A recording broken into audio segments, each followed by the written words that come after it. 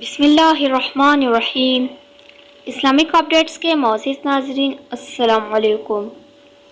یہ وقت بھی گزر جائے گا۔ ایک شخص نے کسی کا قرض ادا کرنا تھا۔ قرض خواہ نے قرض دار کو مزدوری کے طور پر بیل کے ساتھ حل میں جوت دیا۔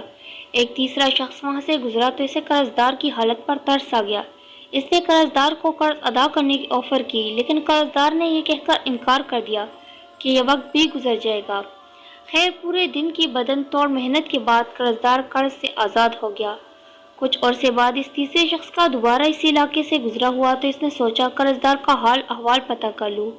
جا کر معلوم کیا تو علم ہوا کہ قرض دار بہت امیر کبیر ہو گیا ہے۔